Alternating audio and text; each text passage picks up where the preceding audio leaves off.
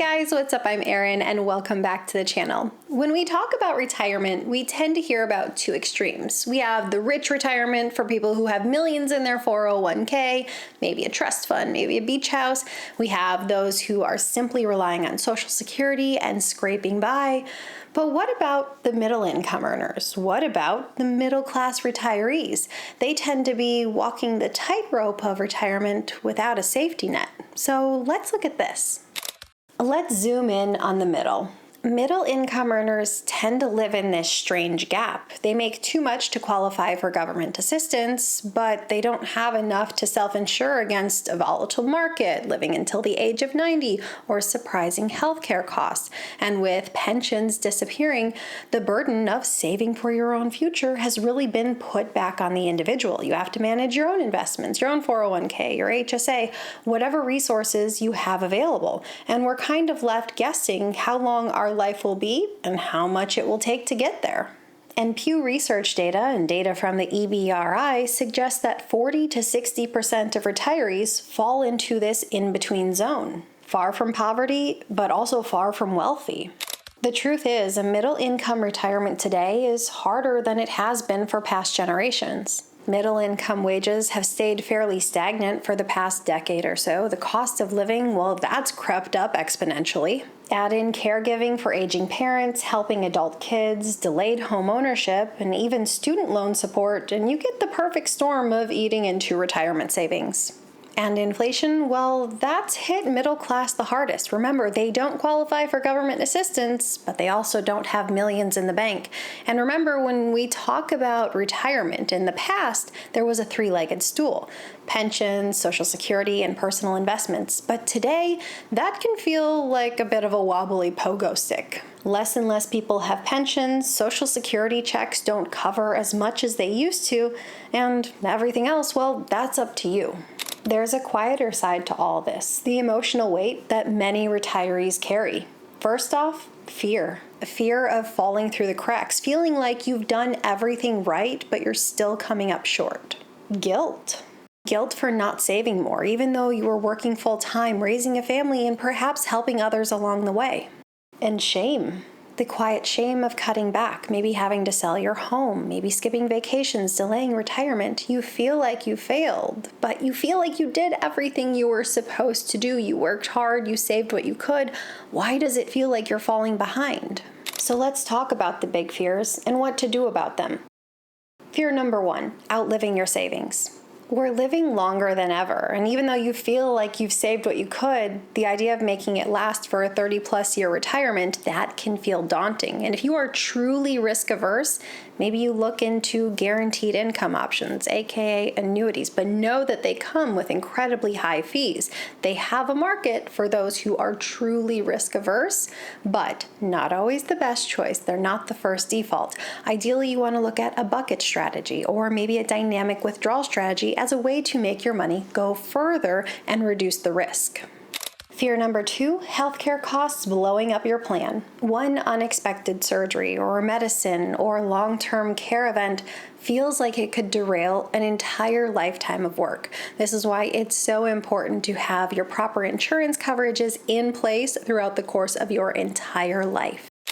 Fear number three, being able to maintain your lifestyle. Many retirees have no idea what retirement will cost until they get there. And that's not really when you want to find that out. You want to utilize the calculators and budgets that are available. You want to run your specific numbers so you know exactly what it's going to look like.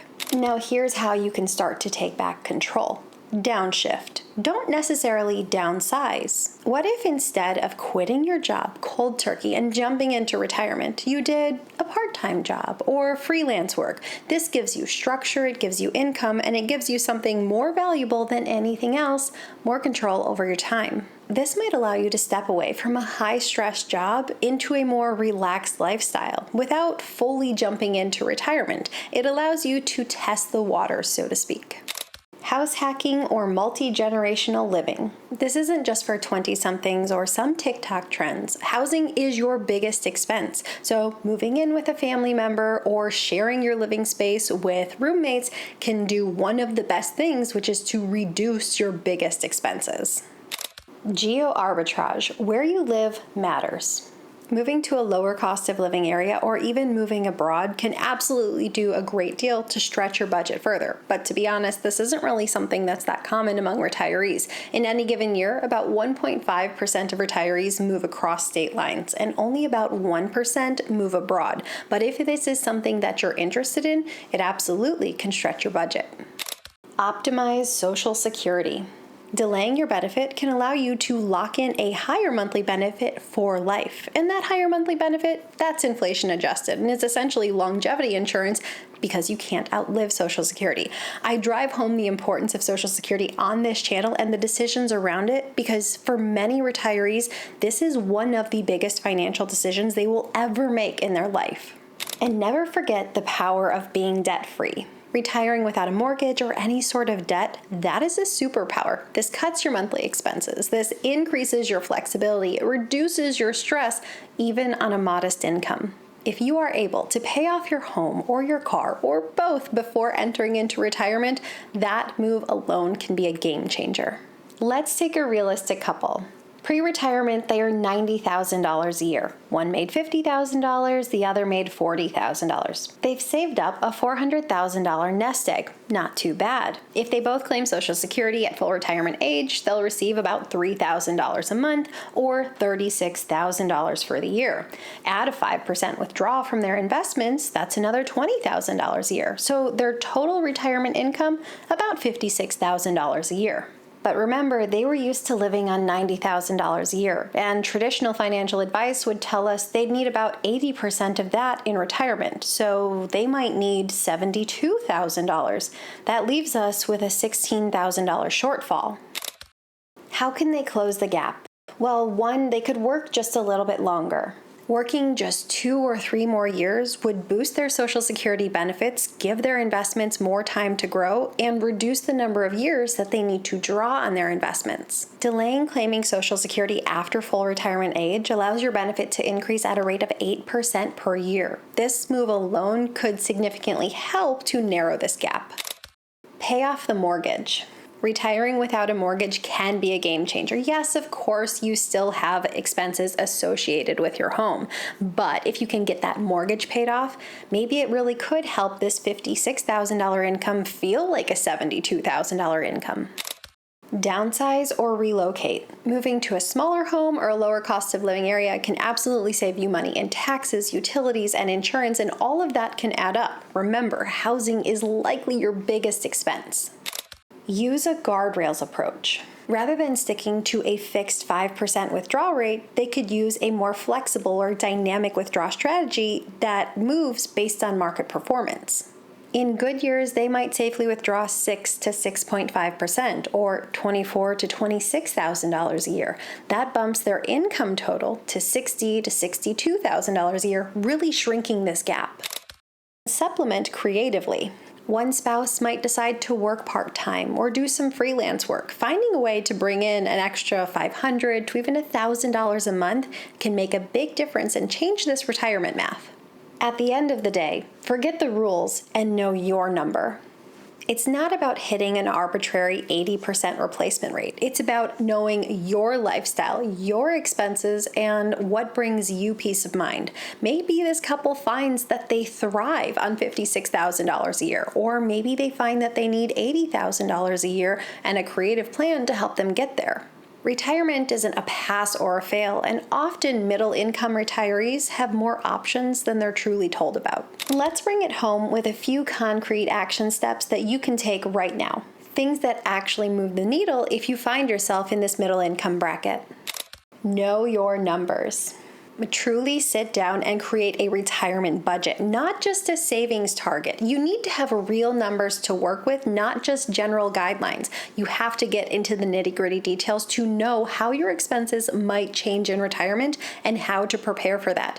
Going by generic headlines or generic savings targets isn't going to give you the nuance you need. You might find that you're ready to retire. You might find that you need to work a little bit longer, but you won't know until you have specific numbers to work with. It has to be said because common sense is not always common practice. Run a retirement budget. Rethink Roth conversions. You've probably heard a lot of conversations about Roth conversions and how they can save you money in retirement. And for some people, that is absolutely true. But for a middle-income retiree who is very likely to drop into a lower tax bracket in retirement, they might actually cost you more in taxes. But that being said, a Roth conversion can still absolutely make sense in a few key situations. Perhaps you have a large traditional IRA and you want to reduce future RMDs, or you retire early and you have gap years before claiming Social Security when your income is low enough to convert at a 0 or a 10% tax bracket. Maybe you want to leave tax-free money to your heirs who are already in higher tax brackets, or maybe you're planning for the possibility of one spouse outliving the other, which could push the survivor into higher single-filer tax brackets. In our example from this video with a couple making $90,000 pre-retirement, maybe they had that $400,000 in a traditional account. A Roth conversion likely wouldn't save them all that much in taxes. They're already in a fairly low tax bracket pre-retirement, and they're still going to be in a lower tax bracket in retirement. However, maybe they delay when they claim Social Security, or maybe they only take the minimal withdrawals from this IRA and it compounds exponentially over the course of a couple of decades and would ultimately leave them with significantly higher RMDs. The situation is really personal. At the end of the day, I don't want you to just make some sort of Roth conversion because a headline said to do it. Make sure to run your numbers and figure it out for your situation.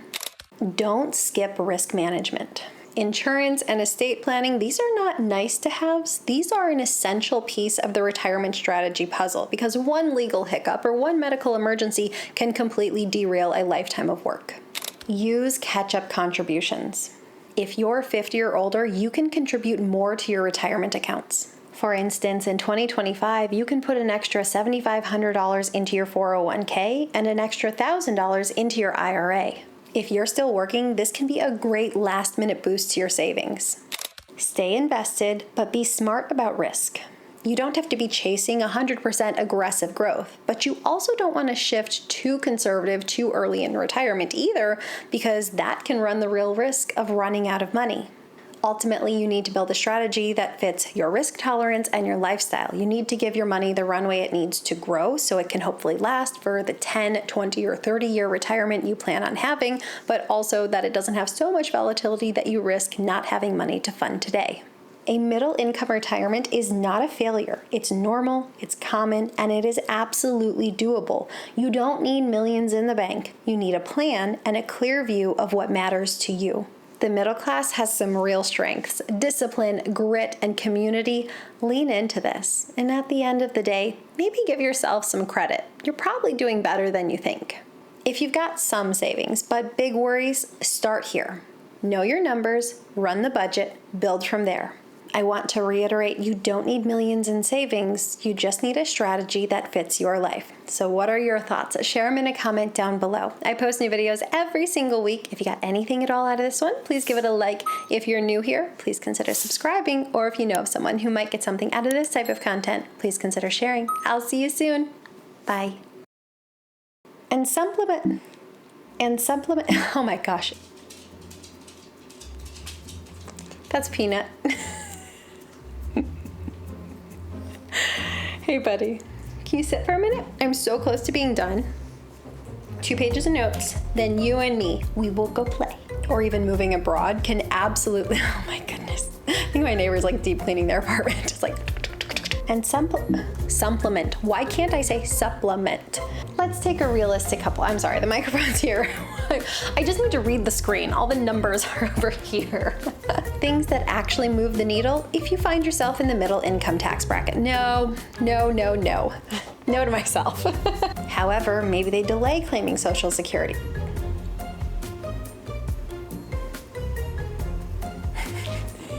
He's walking all around my feet. I love you, buddy. And supplement.